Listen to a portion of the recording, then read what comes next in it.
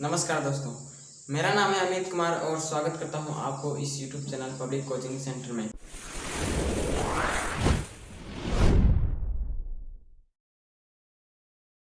आज की इस वीडियो में हम बात करने वाले हैं व्यक्तिगत स्वच्छता।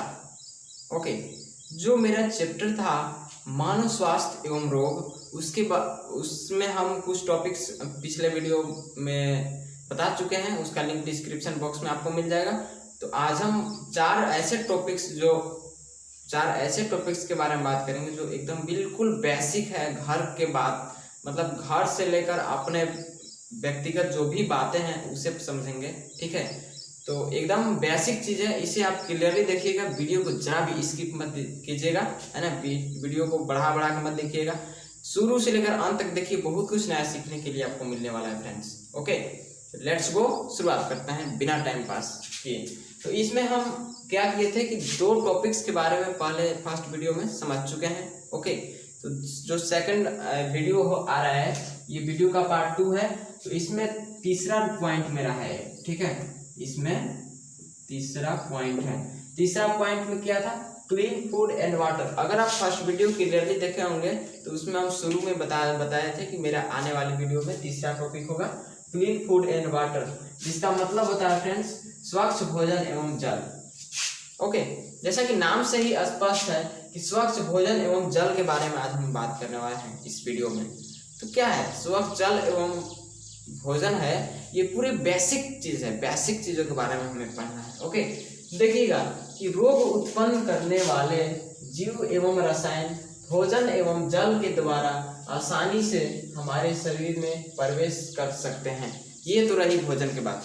पता है, इंसान को जीवित रहने के लिए उसे उचित मात्रा में भोजन, उचित मात्रा में मतलब कि जो भी है पानी, यानी कि हमें भोजनों की आवश्यकता होती है। ओके, तो उन भोजनों से हमें दो प्रकार की चीज प्राप्त होती है, एक लाभ एक हानि। तो लाभ और हानि में हमें ऐसे टॉपिक्स इन दोनों में से पढ़ना है जो कि जहाँ पे हानि होगा भोजन से उस चीज को यहाँ पे डिस्क्राइब किया जाएगा और जहाँ पे ज्यादा लाभ होगा उसे भी बताया जाएगा, ठीक है। तो देखिए, इसमें हम बता चुके कि भोजन क्या होता है। स्वच्छ भोजन एवं जल जब टॉपिक है, यानी कि भोजन क्या होना चाहिए? स्वच्छ होना चाहिए, और जल भी कैसा होना चाहिए? स्वच्छ होना चाहिए। तो हम इसे कैसे समझेंगे, कैसे क्या करना है, समझते हैं। जैसे कि मैंने बताया कि जो रोग उत्पन्न हमारा होता है, चैप्टर का नाम है मानव स्वास्थ्य एवं रोग। ओके, तो रोग उत्पन्न करने वाले कारक हमारे दो चीजों से आते हैं, एक भोजन से, एक पानी से। तो अगर हम भोजन को लेते हैं, मार्केट से सब्जी लाते हैं, उसे ढक कर नहीं रखते हैं, उसका सेवन हम धो कर नहीं करते हैं, तो क्या होता है? उनसे उत्पन्न रोग हो जाते हैं, उस पर कीटाणु बैठ जाते हैं, वर्म बैठ जाते हैं। ओके, तो उन लोगों के बैठने की वजह से हम क्या हो जाते हैं? बीमारियों से, अनेक तरह की बीमारियों से ग्रसित हो जाते हैं। तो यही इसमें लिखा हुआ है कि रोग उत्पन्न करने वाले जीव एवं रसायन, ओके, भोजन एवं जल के द्वारा आसानी से हमारे शरीर में प्रवेश कर सकते हैं, जिससे हम बीमार पड़ सकते हैं। क्लियरली है, अगर रोगाणु, कीटाणु, जीवाणु किसी भी प्रकार से जो हमारे शरीर के लिए हानिकारक हैं, जैसे सूक्ष्मजीव भी होते हैं, तो सूक्ष्मजीव दो प्रकार के होते हैं, एक हमारे ही मित्र होते हैं और एक हमारे शत्रु होते हैं, ठीक है। तो जो मित्र सूक्ष्मजीव होते हैं वो हमारे फायदे के लिए रहते हैं, लेकिन कुछ जो हमें हानिकारक सूक्ष्मजीव आते हैं हमारे शरीर में, वो हमें बीमारियों से ग्रसित करने में सहायक होते हैं। ओके, तो ये क्या करते हैं कि इन पर जो ऊपर से बैठते हैं कीटाणु, वर्म, जीवाणु, बैक्टीरिया, ये सब जितना भी हैं, तो बैठते हैं तो हमें शरीर में क्या करते हैं? हमारे शरीर को एक तरीके से गंदा कर देते हैं अंदर की ओर से। बाहर से कितना भी ब्रांडेड साबुन से शरीर को साफ कर रहे हैं, बट अंदर से शरीर जितना कचरा होता है, तो वो पढ़ने पर समझ में आता है ना। उसके बाद ये तो रही बात भोजन के। तो इसमें आपको क्या करना है फ्रेंड्स कि मार्केट से आप जो भी सब्जी लेकर आते हैं, जो भी भोजन आप खरीदते हैं, तो उसे आपको धोकर, मतलब कि अपने तरीके से पूरी उसे स्वच्छ करके तभी उसे आपको अपने मुंह के अंदर या पेट में डालना है ना। अब आइए पानी के बाद। पानी में भी रोग फैलने वाले अनेक जीवाणु मौजूद रहते हैं, इसलिए पानी को उबाल कर पीना स्वास्थ्य के लिए सर्वश्रेष्ठ माना जाता है। ओके, जैसा कि आप जानते हैं कि अक्सर डॉक्टर, अक्सर लोग, अक्सर आपको सलाहकार देने वाले मिलते हैं कि पानी को कैसा करके पीना चाहिए? उबाल कर पीना चाहिए। अब बताइए कि उबाल कर पीने से क्या होता है? उबाल कर छान कर उसे पीने से क्या होता है ना। एक बात आपने नोटिस किया होगा, अगर आप अभी अपने लोकेशन पर हैं और कहीं रिश्तेदार में कहीं दूसरे जगह लोकेशन पर जाते हैं और वहाँ के पानी पीते हैं तो आप सर्दी खांसी से पीड़ित हो जाते हैं, आपको बुखार आने लगता है। तो ऐसा क्यों होता है ना। तो पानी में हर जगह आप जिस जगह के पानी को पीकर अपने आप को उसमें क्या बोलते हैं ना ढाल लिए हैं, तो उसी प्रकार से वहां के पानी में आप ढले हुए नहीं हो, इसलिए आप बीमार पड़ जाते हो, है ना। तो इसमें क्या है कि हर एक जगह रोग फैलने वाले बैक्टीरिया होते हैं जल में, जिसके कारण वो बैक्टीरिया हमारे पानी पीने के दौरान वो बैक्टीरिया हमारे शरीर में प्रवेश कर जाते हैं और हम बीमार पड़ जाते हैं। सीरियस, है ना। उसके बाद पानी को उबाल कर पीने का सलाह आखिर क्यों दिया जाता है। अगर आप अभी जो अपने लोकेशन पर हैं और दूसरे लोकेशन पर जाते हैं और आपका आदत है कि हमेशा से आप पानी उबाल कर पीते हैं और वहां भी जा रहे हैं तो आप क्या कर रहे हैं, पानी उबाल कर ही पी रहे हैं, तो आपको कोई सी भी प्रकार की मतलब कि आपको ढालने की जरूरत नहीं है कि हम वहां के पानी पी रहे हैं तो हमें वहां पे ज्यादा दिन तक रहेंगे तो ही पानी बोलते हैं ना पानी सेट करेगा। तो ऐसा ही नहीं है। अगर आप पानी उबाल कर पी रहे हैं तो आपको मैं 100% गारंटी के साथ कह सकता हूँ कि आप बीमार नहीं पड़ोगे। ओके, तो देखिए स्वास्थ्य के लिए सर्वश्रेष्ठ माना जाता है। अगर हम ठंडी पानी को पीते हैं तो शरीर पेट में गैस बनाने का भी डर रहता है। अगर पानी को थोड़ा उबाल कर पिया जाए तो शरीर भोजन क्या होता है कि भोजन हमारा पचता है तो वो अपने माध्यम खोजता है, कभी गर्म कभी ठंडा, मतलब कि भोजन गर्म हो जाता है। तो वो क्या होता है कि पानी अगर हम पूरा कोल्ड पी रहे हैं, पानी ठंडे पानी पी रहे हैं, तो क्या होता है कि उससे पानी को थोड़ा गर्म होने में हमारे शरीर को थोड़ा सा काम करना पड़ेगा, पानी को गर्म करना पड़ेगा मेरे शरीर को। अगर हम गर्म पानी ही डाल रहे हैं तो क्या होगा कि पहले नंबर तो अगर गर्म पानी पिएंगे तो पानी को उबालेंगे अगर, तो उसमें तो जो बैक्टीरिया होंगे, जो जीवाणु होंगे, वो तो पहला नंबर में मर जाएंगे, पानी क्लीन। उसके बाद उसको छान कर हम पानी को सेवन करेंगे तो पूरे शुद्ध वाटर हमारे हाथी में जाएगा, पेट में जाएगा, और वो क्या होगा कि पानी को गर्म भी नहीं करना पड़ेगा हमारे पेट को, और वो आसानी से भोजन को पचाने में सहायक हो जाएगा। ओके, तो अब आपको सस्पेंस नहीं होना चाहिए कि पानी को उबाल कर ही क्यों पीना चाहिए। अब आप क्लियरली पानी को उबाल कर पीना कल से स्टार्ट कीजिए, यहाँ से ही। ओके, स्वास्थ्य के लिए सर्वश्रेष्ठ माना गया है। ओके, उसके बाद मेरे पास है चौथा point, pure and clean water, मतलब कि शुद्ध एवं स्वच्छ हवा। जिस प्रकार से भोजन हमें जिंदा रहने के लिए आवश्यक है, उसी प्रकार से शुद्ध एवं स्वच्छ हवा हमें जिंदा रहने के लिए अति आवश्यक है ना। अभी आप समझ रहे हैं कोविड-19 के टाइम में ऑक्सीजन गैस की कमी हुई है, जहाँ लोगों को स्वच्छ हवा नहीं मिल रहा है, शुद्ध ऑक्सीजन नहीं मिलने पा रहा है, जिससे इंसानों की मौत हो जा रही है। कोविड से कम जो कोविड निगेटिव है उसे भी सांस लेने में प्रॉब्लम हो जा रही है और वो भी मर जा रहा है। ऐसा क्यों हो रहा है? तो वही शुद्ध एवं स्वच्छ हवा नहीं मिलने पा रहा है, प्रदूषित हवा मिल रहा है। अब देखिएगा इसके बारे में थोड़ा सा फैक्ट यहाँ पे लिखा हुआ है कि प्रदूषित हवा में बराबर सांस लेने से श्वसन संबंधित विकार उत्पन्न हो जाते हैं, है ना। प्रदूषित हवा मतलब उसमें अवांछित चीजें हैं, प्योर मतलब शुद्ध हवा नहीं है, उसमें मिलावट है। यानी कि प्रदूषित हवा में बराबर अगर हम सांस ले रहे हैं, ठीक है, तो हम किसी न किसी भी सांस संबंधित बीमारी होता है, रोग, उससे हम कहीं न कहीं पीड़ित हो रहे हैं, संबंधित विकार उत्पन्न होते हैं। पहले नंबर दमा बीमारी का नाम आपने सुना होगा, नाक में लगा कर वो करते हैं, सांस लेते हैं, है ना। फिर है ब्रोंकाइटिस, 2 प्रकार की बीमारी हो गया। इसके अलावा उच्च रक्तचाप, है ना, उच्च रक्तचाप, बीपी, हृदय रोग, मानसिक तनाव इत्यादि रोग तक की होने की संभावना रहती है। किसके कारण? हवा के कारण। वायु प्रदूषण जहाँ हो जाएगा तो वहाँ इन सभी रोगी ज्यादा आने लगते हैं, है ना। अब बताइए कि अब हम स्वच्छ हवा कैसे लें, स्वच्छ हवा हम कैसे यूज करें। तो यहाँ पे देखिएगा कि रूम अगर है तो रूम पूरी तरीके से पैक नहीं होना चाहिए कि कहीं से मेरा हवा नहीं आ रहा है। ऐसा रूम होना चाहिए जो खुलेदार, हवादार हो, हवा आता जाता हो, आर पार हो रहा हो, और जिसे हम सांस आसानी से ले सकें, है ना। उसके बाद हर एक रूम में पंखे का इस्तेमाल होना चाहिए।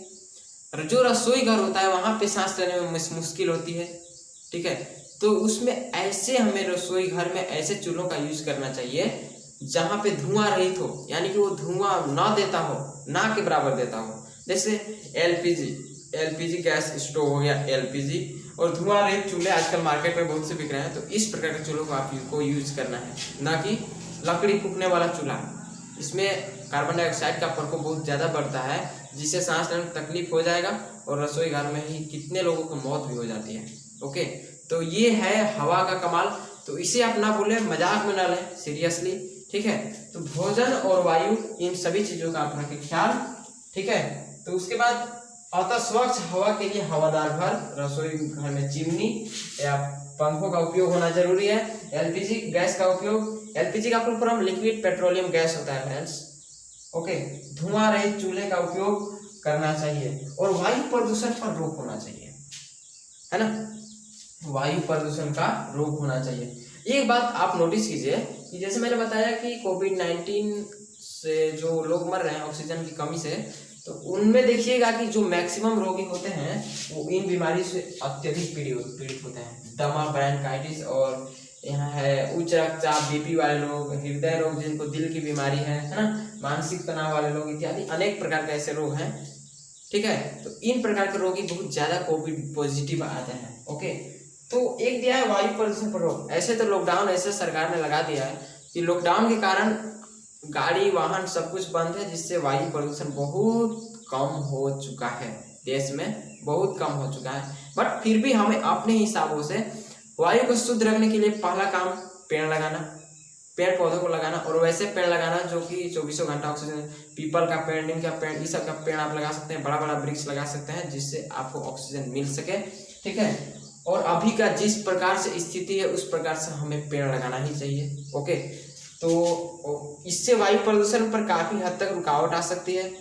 उसके बाद आप क्या कीजिएगा, उसके बाद जो भी चीज यहाँ पे वायु प्रदूषण से रिलेटेड इसमें बताया गया है उससे आप फॉलो कीजिएगा, वायु प्रदूषण ना बढ़े। और आप अपने हिसाब से जितना तक आपको समझदारी है कि इससे हवा का मतलब हवा में गंदगी नहीं हो सकता है, तो उसे आप अपने तरीके से फॉलो कर सकते हैं फ्रेंड्स। तो आइए आप समझते हैं, कौन 4 हो गया ना, 5 और 6, आपकी 2 टॉपिक बच रहा है, उससे हम कवर करते हैं जस्ट ए मिनट। तो फ्रेंड्स आइए, अगला टॉपिक है मेरा 5वां टॉपिक, उसे समझते हैं।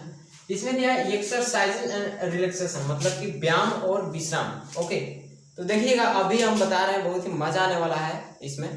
तो इसमें क्या है कि हम अपने जीवन की सबसे बेस्ट जो अपना चॉइस मानते हैं वो मानते हैं एक्सरसाइज। मेरा ये है कि मैं रिलैक्सेशन बहुत कम करता हूँ, मतलब कि जो विश्राम है, विश्राम करने की आदत मेरा बहुत कम है, बट एक्सरसाइज करने की ज़्यादा है। लेकिन जो मेरा टॉपिक कर रहा है कि हमें दोनों आवश्यक है, व्यायाम और विश्राम, एक्सरसाइज एंड रिलैक्सेशन दोनों चाहिए। तो इसको बारे में थोड़ा सा पढ़ते हैं, उसके बाद डिस्क्राइब किया जाए। व्यायाम और विश्राम शरीर को और मस्तिष्क को स्वस्थ रखने के लिए आवश्यक है। नियमित व्यायाम हमारे श्वसन तंत्र को स्वस्थ रखता है। बस इसमें लिखने का काम इतना ही है, बाकी हम ऐसे ही डिस्क्राइब कर देते हैं। ओके, तो ध्यान से एकदम सुनिएगा, एकाग्रता, कॉन्सेंट्रेशन के साथ। ओके, तो सबसे पहले समझिए कि आप व्यायाम को पूरी अपने जीवन की जो मेन होता है ना मकसद, व्यायाम को समझिए कि अगर हाँ एक बात, किसी भी चीज को आदत डालने की किसी भी चीज को अगर आदत डालना है, मान लीजिए पढ़ने की आदत डालते हैं, तो हम रोज अगर पढ़ते हैं तो हमें पढ़ने की लत लग जाती है, आदत हो जाती है। उसी प्रकार से एक्सरसाइज करने के लिए अगर हम आदत डालें, मुश्किल से एक मैं साइकोलॉजिकल फैक्ट बता रहा हूँ कि अगर आप 21 दिनों तक रेगुलर प्रैक्टिस कर रहे हैं तो आपको आदत में शामिल हो जाएगा, आप उसे अब चाह के भी नहीं भूलने पाइएगा। ये मेरे एक टीचर हैं, हमारे ही स्कूल के टीचर हैं, हमें बताया है, ठीक है। तो 21 दिन तक अगर आप किसी भी एक्टिविटी को करते हैं तो वो आपको आदत में शामिल हो जाता है। ओके, तो सबसे पहला चीज कि व्यायाम करने से क्या होता है कि हमारे शरीर की कोशिकाओं की मरम्मत होती है। ओके, और विश्राम करने से क्या होता है, जिस प्रकार से हम व्यायाम करते हैं तो इसमें बताया कि व्यायाम और विश्राम दोनों को शरीर मस्तिष्क और स्वस्थ रखने में आवश्यक होता है। तो व्यायाम क्या होता है कि शरीर की कोशिकाओं को तोड़ता है, उन्हें रिपेयर करता है। ओके, ठीक, तो उससे क्या होता है, अगर वो टूटता है तो एक तरीके से मरम्मत होता है। हम अपने सही भोजन का इस्तेमाल करते हैं तो वो ऊर्जा हमें मिलकर शरीर को वृद्धि एवं विकास में सहायक करता है। उसके बाद जितने स्वस्थ मनुष्य के लिए विश्राम अति आवश्यक है। टाइम लिमिटेशन है 6 to 8 आवर्स। ओके, अब विश्राम करने के लिए बोला गया तो इतना ही मत सोना कि 7 बजे शाम में सो रहे हैं 7 बजे सुबह ही उठ रहे हैं। ओके, तो ऐसा नहीं करना है। तो उसके लिए स्वास्थ्य रखने के लिए अति आवश्यक है ये दोनों। अभी स्टूडेंट लाइफ में आप 6 घंटे तक सो रहे हैं तो बहुत अच्छा है, इतना तक कोई दिक्कत नहीं है। लेकिन अगर आप दिल की बीमारियों से, मधुमेह से, अगर हार्ट रोग से, इस सब से अगर पीड़ित हैं तो आपको 8 घंटा सोना अनिवार्य है। अगर आपको कोई मानसिक रोग है तो भी आपको 8 घंटा सोना अति आवश्यक है। ओके, तो इस प्रकार से ये श्वसन तंत्र को अत्यधिक प्रभावित करता है। यहाँ पे व्यायाम बोला गया है, उतना भी ज्यादा फास्ट एक्सरसाइज अभी हम लोगों के लिए अति आवश्यक नहीं है, लेकिन हाँ श्वसन तंत्र को आवश्यक रखता है। अगर हम किसी भी एक्सरसाइज को करते हैं तो क्या हम सेकते नहीं है? सेकना मतलब कि सांस ऊपर नीचे स्पीड में चलने लगता है ना, धड़कन जैसे मशीन चल रहा है ना, ऊपर नीचे होने लगता है। तो उसमें क्या होता है कि ज्यादा असर हमें फेफड़ा में पहुंचता है। ठीक है, तो श्वसन तंत्र मेरा फेफड़ा ही है, तो उसी को प्रभावित कर देता है अगर हम एक्सरसाइज नहीं करते हैं तो। और एक दिन करेंगे एक दिन नहीं करेंगे तो भी प्रॉब्लम है। रेगुलर अगर हम नियमित तौर पर करते हैं तो ये हमारा क्या हो जाता है, पूरा रेगुलर उसमें ऑक्सीजन, नायास से ऑक्सीजन जाता है अंदर में और उसको फिल्ट्रेशन करके बाहर वो कार्बन डाइऑक्साइड फेंक देता है। तो इस प्रकार से गैसों का आदान प्रदान बना रहता है नियमित, और उस प्रकार से हमारा क्या होता है, श्वसन तंत्र पूरा स्वच्छ रहता है। ठीक है, तो इस प्रकार से थोड़ा सा मेरे पास एक थॉट है, मतलब कि एक्सरसाइजेस के बारे में, तो उससे हम थोड़ा सा बता दे रहे हैं आपको कि इसमें दिया गया है फ्रेंड्स कि नियमित व्यायाम जो है पाचन शक्ति को भी बढ़ाता है। ऐसा नहीं है कि स्वस्थ श्वसन तंत्र हम बता दिए तो श्वसन तंत्र को ही करेगा। हर एक शरीर का एक एक पार्ट व्यायाम और एक्सरसाइज के द्वारा ग्रोथ करता है और उसको स्वस्थ बनाए रखने में सहायता करता है। ओके, तो उस प्रकार से एक इसमें उदाहरण के लिए कि एक बच्चा जो रोज बाहर खेलता है और एक बच्चा है कोयले में खदान करने वाला एक व्यक्ति है, और एक किरानी है जो समय पर अपनी मेज पर बैठे रहता है ऑफिस में, और एक क्या करता है, फैक्ट्री में काम करता है। तो आप बताइए कि कौन ज्यादा स्वस्थ रहेगा? एक बच्चा जो घर में बैठा हुआ है और बाहर खेल रहा है, एक बच्चा बाहर खेल रहा है और एक घर में बैठा हुआ है, तो उसके अलावा कौन स्वस्थ होगा? बताइए कौन स्वस्थ होगा? पहले जो बाहर खेल रहा है वो स्वस्थ होगा कि जो घर में बैठे हुए है वो स्वस्थ रहेगा ज्यादा? मेरे नजर हम बता रहे हैं 100% क्लियरली कि जो बाहर खेलकूद रहा है, दौड़ रहा है, तो उसका हर एक चीज एक्टिविटी हो रहा है एक्सरसाइज के साथ साथ, और खाना पीना खा रहा है तभी तो दौड़ नहीं पा रहा है, तो उसका शरीर का विकास बहुत जल्दी होगा। ओके, एक चीज जो फैक्ट्री में काम कर रहा है और जो रेगुलर ऑफिस में जाकर, ये भी तो एक सोचने वाली बात है ना कि जो फैक्ट्री में है वो भी काम कर रहा है और जो ऑफिस में जा रहा है कुर्सी पर बैठ के वो भी काम कर रहा है अपने टाइम पे, तो इसमें कौन ज्यादा फिट रहेगा कि इसको जल्दी बीमारी नहीं होगी? तो इसमें मैं बताता हूं, इसमें बीमारी किसको नहीं होगा? जो ऑफिस में काम कर रहा है उसे भी जो फैक्ट्री में काम कर रहा है उसका, क्योंकि शारीरिक श्रम हो रहा है, शारीरिक तरीके से वो श्रम कर रहा है, मेहनत कर रहा है, अपने मेहनत से वो हर काम कर रहा है फैक्ट्री का। ठीक है, तो उस तरीके से वो व्यक्ति ज्यादा स्वस्थ रहता है, उसका पसीना निकल रहा है, ना कि इसका। ऑफिस वालों को क्या है, आएगा, पंखा चल रहा है, एसी कूलर सब चालू है, अपना काम कर रहा है बैठे बैठे, उसका पता है क्या होगा? ये बाहर आ जाएगा, ऐसे पेट बाहर आ जाएगा और उसका वो एकदम फिट रहेगा। ओके, तो ये थे कुछ फैक्ट। नियमित सोना सीखिए, ऐसा नहीं है कि कभी मोबाइल के चक्कर में रात भर जागे रह गए और हम ये नहीं करने पाए। जो टाइम है टाइमिंग पे सोना चाहिए। अगर आप जल्दी सो रहे हैं तो जल्दी उठना भी सीखिए। ठीक है, कुछ तो कुछ करना पड़ेगा, ये नहीं कि जल्दी सो गए और लेट से उठे, ये भी दिक्कत है। जल्दी सो रहे हैं तो जल्दी उठिए, अगर आप लेट से सो रहे हैं तो लेट से उठिए, कोई बात नहीं है। आपका टाइम मैनेज होना चाहिए, जितने टाइम पर आपको सोने का टाइम है उस टाइम आप क्लियर कर सकते हैं। शारीरिक के लिए व्यायाम और मानसिक के लिए नींद या विश्राम, इसे आप अवश्य लें। अगला मेरा टॉपिक है फ्रेंड्स एडिक्शन, जिसे व्यसन बोलते हैं। तो व्यसन एक ऐसी स्थिति है जिसमें व्यक्ति मनोवैज्ञानिक, मतलब कि मनोवैज्ञानिक अपने और कार्यकी तौर पर किसी चीज पर निर्भर हो जाता है। ओके, सामान्यतः व्यसन से हमारा तात्पर्य धूम्रपान, मादक द्रव्य, ड्रग्स लेने से होता है।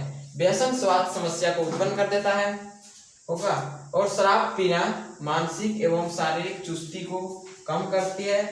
ठीक है, और ज्यादा शराब का सेवन तंत्रिका तंत्र और लीवर को खराब करता है। धूम्रपान श्वसन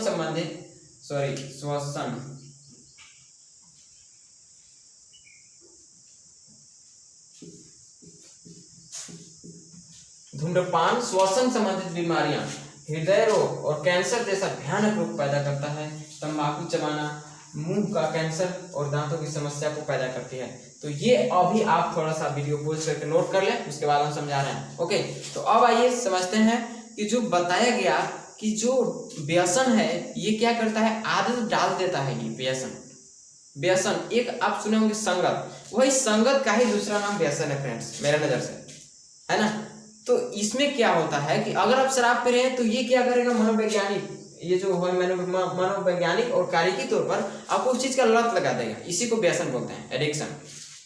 धूम्रपान करने का आदत लग जाना, मादक द्रव्य यानी कि शराब पीने का आदत लग जाएगा, है ना। किसी चीज पर आप निर्भर हो जाएंगे, मतलब कि एक दिन आपको नहीं मिलेगा तो आपको बेचैनी सा आ जाएगा, है ना।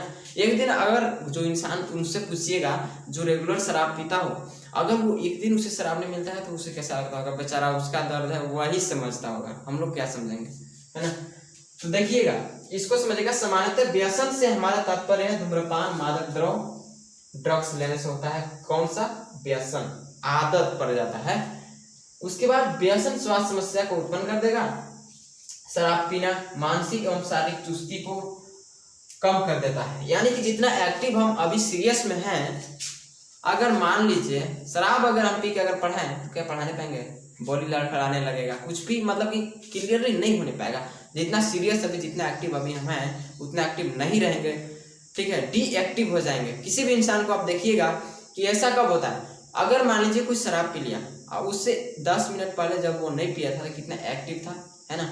और अगर वो पी लेता है तो उसमें कितना वायरस टाइप से भर जाता है, कितना नौटंकी करने लगता है। ऐसा क्यों, उसमें बताया ना अभी कि दो चीज खराब होता है। पहला तंत्रिका तंत्र करने गया, तंत्रिका तंत्र और लीवर पर इफेक्ट पड़ता है। तो तंत्रिका तंत्र कहाँ है, शरीर में।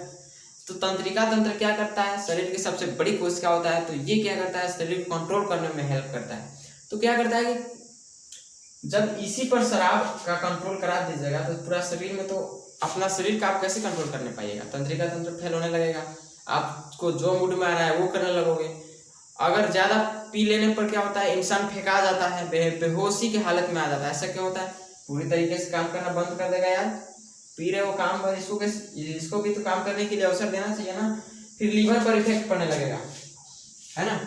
धूम्रपान श्वसन संबंधित बीमारियां, धूम्रपान अगर आप कीजिएगा, धूम्रपान किससे कहते हैं पहले समझिए, वैसे पान जिससे धुआं उत्पन्न हो, सिगरेट, बीड़ी, ये सब बोलता है ना, ये सब। तो इनसे क्या होता है कि सांस लेने में प्रॉब्लम, फेफड़ा को खराब कर देता है।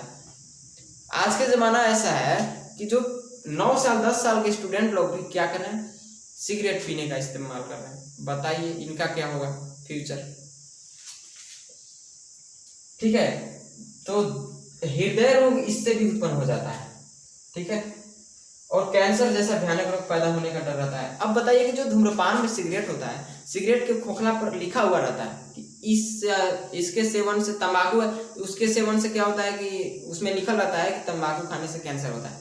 अब यहाँ इतना बकलोल आदमी है जो लिखा हुआ है उसका भी सेवन करता है, और इतना मात्रा में करता है कि बोलो कि समझता ही नहीं है। लिखा हुआ है, कंपनी खुद लिख के दे रहा है कि इससे खाने से, और कंपनी भी ऐसा ही है। जब वो हो रहा है तो एक तरीके से प्रकोप क्यों बढ़ा रहा है, इससे अच्छा लिखबे ना करें।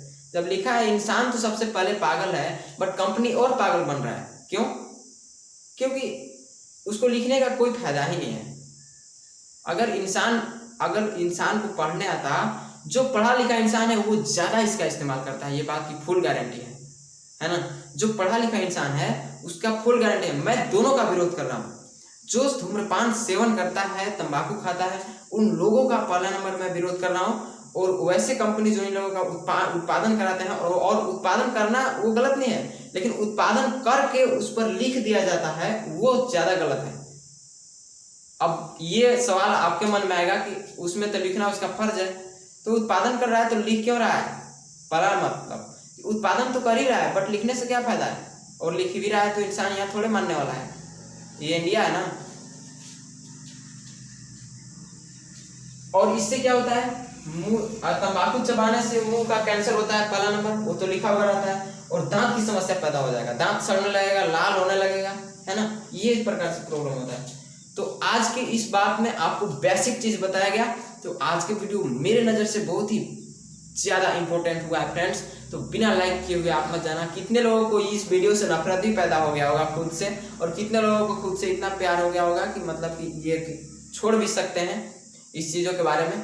और हाँ, जितनी बातों को मैंने बताया उन सभी बातों को आप अगर ध्यानपूर्वक सुने होंगे तो शायद आप भी ये सब करना छोड़ देंगे। और आपको मैं उम्मीद के साथ अब कह सकता हूँ कि आप इन चीज़ों के बारे में हमें कमेंट बॉक्स में ज़रूर बताएं कि जो बताया गया वो कैसा लगा आपको, और वीडियो को लाइक और चैनल को सब्सक्राइब जरूर करना मेरे दोस्त। ओके, तो मिलते हैं नेक्स्ट वीडियो में, तब तक के लिए बाय।